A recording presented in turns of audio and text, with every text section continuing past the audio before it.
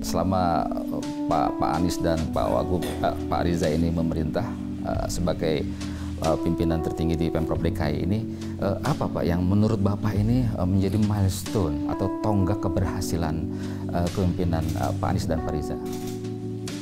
Iya, banyak ya yang bisa menjadi prestasi daripada produk daripada 5 tahun ini kepemimpinan Pak Anies dengan Pak Sandi. Sebelumnya saya meneruskan Pak Anies dengan saya ya. Di antaranya fokus kita diantaranya pada transportasi publik. Alhamdulillah transportasi publik kita sekarang peminatnya meningkat drastis, bahkan sudah lebih dari 1 juta. Kemudian juga transportasi kita sudah terintegrasi dengan baik. Bahkan tidak hanya transportasinya terintegrasi, tapi pembayaran juga kita integrasikan. Kemudian juga kita menyiapkan jalur sepeda, trotoar, ya, bahkan juga JIS kita bangun, taman-taman, pengendalian banjir, kita bangun banyak sekali waduk, situ embung, sumur resapan. Terbukti dengan sekalipun intensitas hujan tinggi sekali, Jakarta bisa dengan cepat surut ya. Kalau kita bandingkan dengan sebelum-sebelumnya, alhamdulillah ya, pengendalian banjir juga cukup baik dan cukup terkendali. Kemudian juga sampai juga soal pendidikan, soal kesehatan, alhamdulillah Jakarta termasuk kota yang berhasil di dunia dalam rangka pengendalian COVID-19. Ekonomi juga cukup baik, kita bisa kendalikan sekalipun 2 tahun lebih kita diterpa pandemi COVID-19.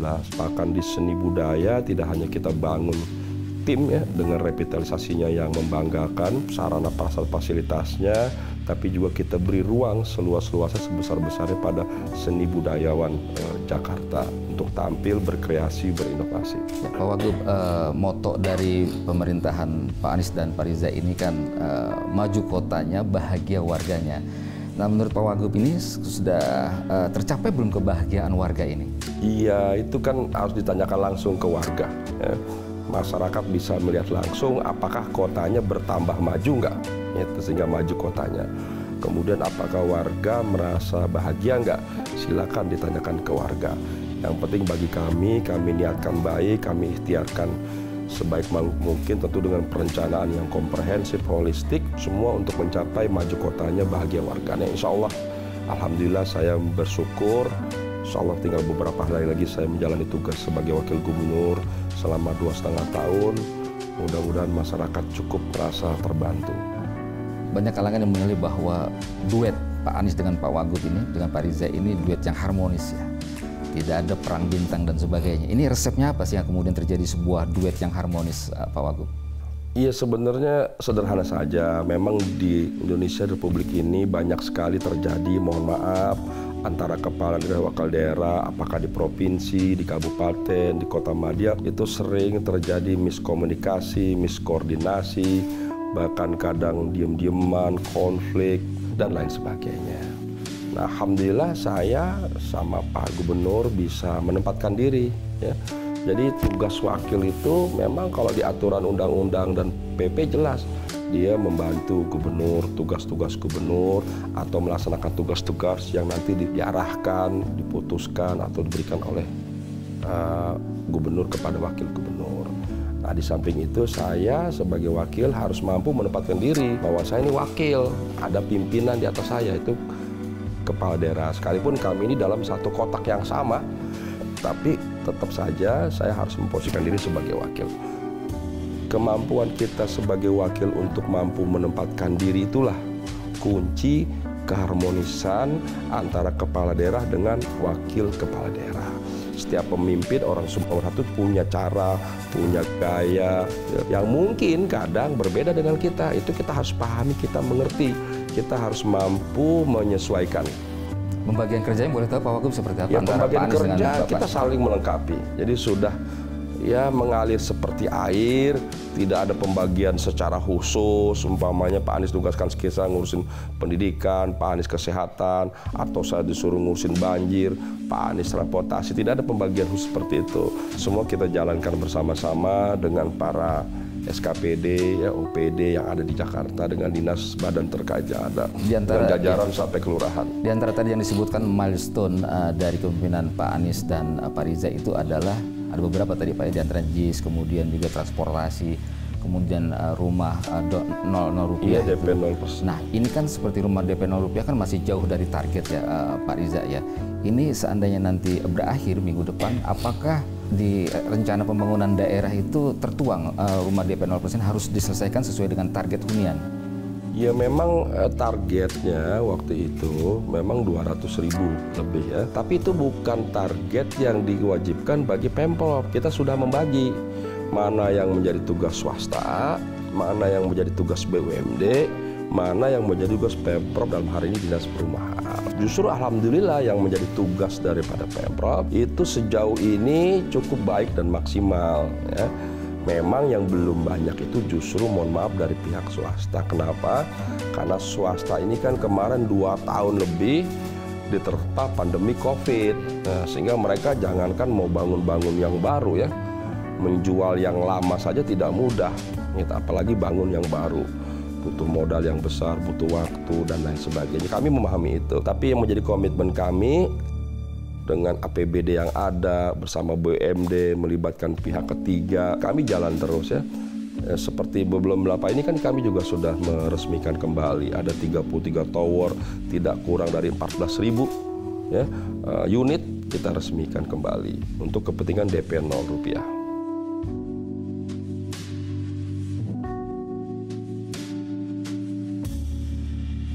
Yang pertama terkait JIS ya, JIS itu memang sudah lama menjadi harapan, permintaan, keinginan tidak hanya Jackmania, tapi juga masyarakat Jakarta yang ingin punya stadion yang baik lah begitu ya, pengganti stadion Menteng yang sudah kita ganti menjadi Taman Menteng. Nah di periode ini Pak Anies bersama Pak Sandi waktu itu sebelum saya itu yang memasukkan dalam RPJMD itu direncanakan disusun dan itu melibatkan banyak pihak dan itu berskala internasional, berstandar internasional.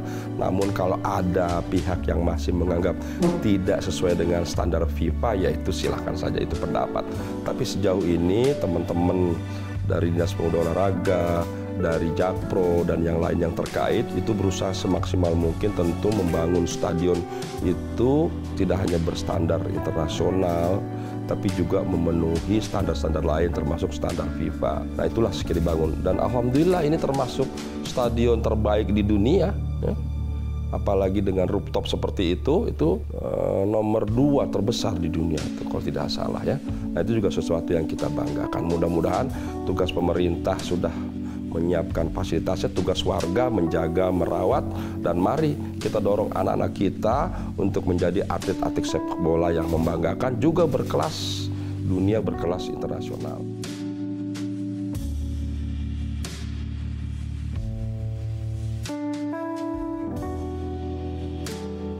Jadi gini, memang masalah banjir ini masalah yang tidak bisa diselesaikan dalam 1-2 tahun atau 1-2 periode. Tapi kami punya komitmen untuk terus menyiapkan, membuat program dan merealisasikan program-program terkait pengendalian banjir. Sebelum kami juga begitu, Pak Jarod, Pak Ahok, Pak Jokowi, sebelumnya juga Pak Poke, Bang, semua begitu. Tapi memang tidak bisa diselesaikan dalam 1-2 periode. Kenapa demikian? Karena ada beberapa masalah. Masalah pertama, Jakarta ini memang datarannya rendah dia. Gitu ya. Cekungan begitu. Kemudian juga muka air lautnya lebih tinggi lagi dia. Ada banjir rob lagi di situ. Tanggul sudah kita bangun belum selesai. Tapi tetap kita kerjakan, kita butuh waktu, butuh biaya bukan ratusan miliar lagi, triliunan itu membuat tanggul. Sedang terus dikerjakan antara pemerintah pusat PUPR bersama pemerintah DKI Jakarta. Sedang dikerjakan, bukan tidak dikerjakan. Waduk kita bangun sekian banyak, normalisasi kita kerjakan bersama PUPR, naturalisasi, sumur resapan, semua. Yang penting teman-teman lihat berapa anggaran yang dialokasikan. Anggaran setiap tahun yang dialokasikan buat pengelolaan tidak murah. Tahun ini saja lebih dari 4 triliun, bayangkan. Lebih dari 4 triliun untuk pengendalian banjir. Selalu naik itu Pak ya anggarannya Pak? Iya terus, mulai dari pembebasan lahan, pembuatan waduk, dan lain sebagainya. Jadi itu komitmen kami konkret dan jelas. Dan progresnya kita lihat berapa penambahan kapasitas daya tampung air, berapa hasil dari program pengerukan lumpur, gerebek lumpur, semua itu kelihatan. Kok masih ada banjir? Betul, memang masih ada banjir. Kenapa? Karena intensitas hujannya lebih tinggi, di atas rata-rata. Standar kita tidak boleh lebih dari 100 ml per detik. Nah, ternyata ini jauh, bisa sampai 180, bahkan 200 lebih. Nah, ini yang menyebabkan. Tapi yang paling penting, berapa lama dia surut? Nah, ditargetkan 6 jam surut. Alhamdulillah secara umum belum 6 jam sudah surut. Itulah penting. Jadi memang ini kan karena ada climate change ya, masalah perubahan iklim. Nggak cuma di Jakarta, coba lihat di media TV. Hampir di seluruh daerah di Indonesia. Bahkan mohon maaf tidak bermaksud lain, beberapa daerah bisa berhari-hari, bahkan ada yang berminggu-minggu nggak surut-surut. Nah, kalau di Jakarta cepat surut, itu artinya upaya kita mengendalikan banjir cukup berhasil. Dulu punya program soal banjir ini kerjasama dengan pemerintah daerah yang lain Pak, seperti misalnya dengan Kabupaten Bogor ya, dengan membuat bendungan di Ciawi itu Pak. Betul, itu pemerintah untuk mencegat air turun langsung ke Jakarta kan. Itu sejauh mana Pak efektivitasnya Pak bendungan itu? Sejauh ini kan pemerintah pusat membantu PUPR tahu salah satu masalah banjir itu kan ada kiriman dari Jawa Barat, katakanlah dari Bogor, Sukabumi. Pemerintah membantu menyiapkan 2 waduk yang sudah hampir selesai nih waduknya di Cimahi dan di Ciawi. Ini jalan terus. Nah, ini efeknya itu mengurangi setidaknya 11%.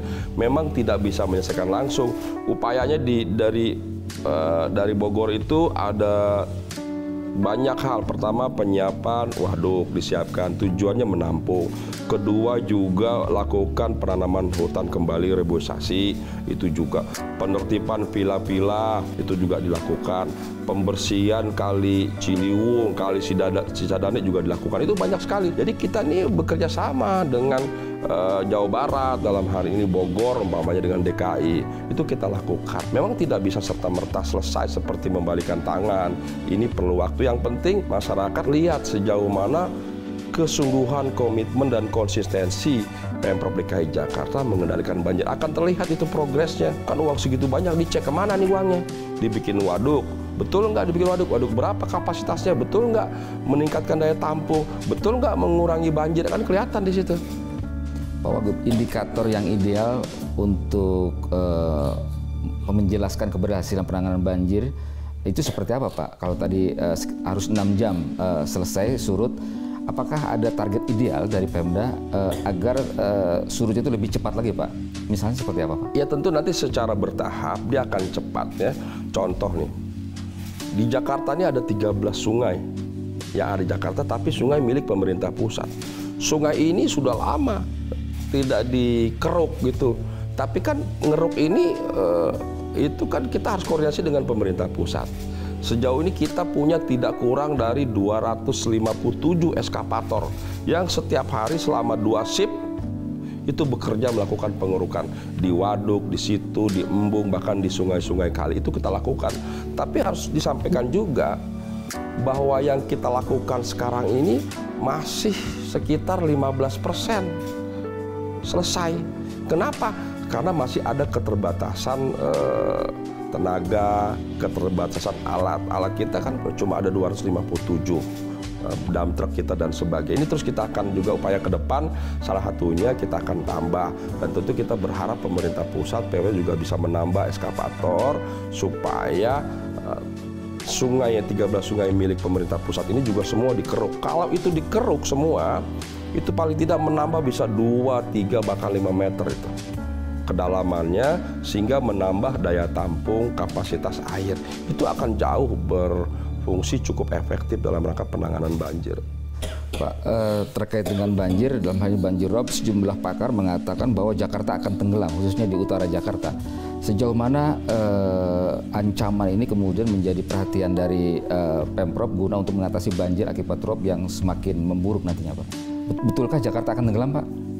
Iya tentu tidak seperti itu, memang beritanya seperti itu, tapi saya kira nggak akan tenggelam seperti itu. Itu masih butuh waktu lama dan kita akan menghadapi itu, mengatasi itu dengan program kita, pembuatan tanggul, pengendalian banjir dan sebagainya. Dan sekarang juga kita akan meningkatkan ruang terbuka hijau, kemudian juga pengambilan air tanah juga sudah kita kurangi dengan terus meningkatkan distribusi penyediaan air bersih untuk bisa sampai ke seluruh rumah-rumah khususnya di daerah utara. Itu juga kita upayakan supaya penurunan muka air tanah dia bisa berkurang. Bapak yakin upaya-upaya itu bisa menahan laju agar Jakarta tidak tenggelam, Pak? Iya betul, itu bisa, itu sudah diperhitungkan. Jadi para ahli juga meminjamkan, ya kita bekerja kan berdasarkan data dan fakta. Kita rencanakan, tentu tidak ingin semua membiarkan Jakarta tenggelam ya. Memang berdasarkan data itu memang kalau kita berdiam diri ya tentu bisa sangat mungkin terjadi. Tapi kan kita tidak berdiam diri, kita terus mengupayakan agar Jakarta tidak tenggelam.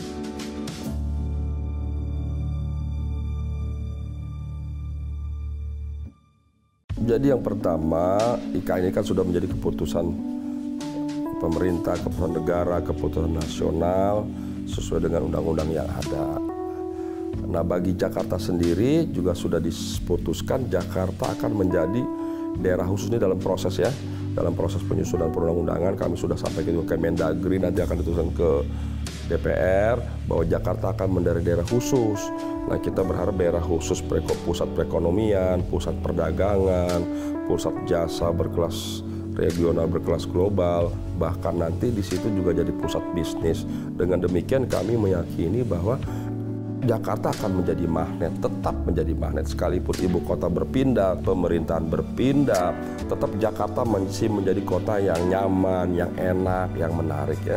Orang kan tidak serta-merta terus semua akan pindah ke sana. Mungkin mereka yang bekerja kan karena tugas mereka harus berpindah, tapi yang lain pasti merasa Jakarta masih lebih nyaman. Di sini mereka sudah punya tempat sekolah yang nyaman, bekerja sesuai dengan profesinya masing-masing. Bahkan di sini punya hobi, komunitas, majelis taklimnya, pengajiannya, semuanya. Di sini sudah ada tempat hiburannya, jadi tidak ada masalah. Sekalipun berpindah ke Kalimantan Timur, ibu kotanya di sini Jakarta tetap akan menjadi kota yang nyaman dan aman. Apakah nanti ibu kota secara atmosfer lebih baik lagi, artinya tidak sesak lagi atau seperti apa Pak gambarannya Pak? Ya tentu ibu kota yang dibangun oleh Pak Jokowi desainnya kan luar biasa. Itu akan menjadi ibu kota yang baik, penataan artistiknya, lingkungannya, hijaunya, semua penataan itu dibuat. Namanya kita memulai bangun satu kota dari lahan yang kosong itu kan sangat mudah kita merancang desainnya, meletakkan posisinya, lingkungannya, hijaunya dan sebagainya, itu sangat membanggakan. Nanti ibu kota itu akan bagus sekali. Kalau di Jakarta ini kan kita sudah terlanjur penuh, sesak, ada daerah padat, bahkan ada daerah kumuh, ada yang tidak beraturan. Nah, kita kan sambil menata pelan-pelan nih, yang kita tata ini kan di Jakarta yang sudah ada, existingnya ada. Beda dengan IKN ini masih kosong.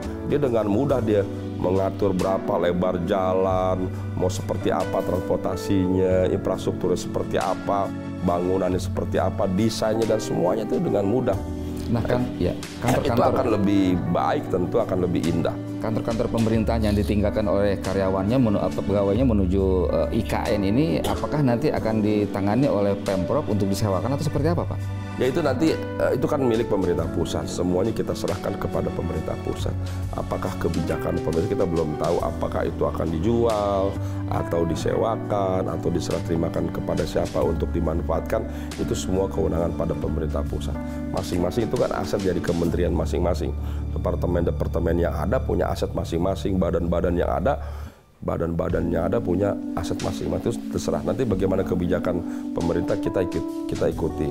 Tadi Bapak mengatakan Jakarta pasca IKN ini akan menjadi kota yang berskala global. Boleh dijelaskan Pak, apa saja nanti kemudahan atau keistimewaan ketika Jakarta sudah berubah menjadi kota berskala global Pak? Iya kan, standar global itu apa sih gitu. Sekarang kita transportasinya baik ke publik, kemudian terintegrasi. Kemudian juga di sini teknologinya, interaksinya bagus. Kemudian di Jakarta ini juga selain transportasi, pendidikan baik, kesehatan baik, semua polusi udara juga terus kita perbaiki. Semua akses, semua para perwakilan, duta besar dan sebagian dari negara-negara sahabat di seluruh dunia ini kan ada di Jakarta. Merasakan tidak hanya keamanan, kenyamanan, interaksi yang ada, kolaborasi, sinergi selama ini kan baik. Jadi itu juga yang membuat Jakarta menjadi sejajar dengan kota-kota global. Tidak hanya infrastruktur yang semakin baik, tapi interaksi, komunikasi, bahkan seni budaya antara kita dengan bangsa-bangsa lain di dunia itu kita laksanakan dengan baik. Pak, landasan Pak Heru bekerja nanti sebagai Gubernur DKI adalah RPD 2003-2006, Pak ya? Betul. Boleh dijelaskan secara singkat, Pak, RPD ini apakah melanjutkan dari yang belum atau ada sesuatu yang baru juga, Pak? Ya, RPD ini kan disusun memang di pemerintahan kami kan, dan itu kami serahkan kepada Kemendagri ya. Secara umum yang kami susun itu hal-hal yang bersifat umum ya. Bagaimana pengenalan banjir, transportasi, program kesehatan, program pendidikan, bahkan program perubahan anak semua disusun. Ya nanti semua itu memang nanti akan dilaksanakan oleh PJ Gubernur dan juga nanti kepada Gubernur berikutnya 2024 sampai dengan 2029. Tapi nanti kalau 2029 kan biasanya calon gubernur, wakil gubernur dia punya visi misi program. Nah itu nanti akan juga dituangkan dalam RPJMD berikutnya 2024-2029. Sekarang memang PJ ini melaksanakan RPD, rencana pembangunan daerah yang ada kita susun. Tapi sejauh itu nanti kan gubernur mungkin punya cara tersendiri, punya gaya tersendiri, itu kita persilahkan. Ada pesan Bapak secara khusus kepada Pak Heru, Pak, yang akan menggantikan ya, Pak Heru? Pak Heru itu orang yang baik, orang yang mengerti betul situasi kondisi Jakarta. Saya yakin Pak Heru bisa melanjutkan program-program yang baik, tidak hanya di kepemimpinan Pak Anies Sandi, Pak Anies Ariza, tapi juga melanjutkan kepemimpinan Pak Jarod, Pak Ahok, Pak Jokowi, bahkan kepemimpinan Pak Foke, Pak Fauzi, semuanya. Setiap gubernur itu kan akan terus juga berupaya memberikan yang terbaik, kontribusi yang terbaik. Dan saya yakin Pak Heru akan dapat memberikan kontribusi yang baik bagi kepentingan warga Jakarta khususnya.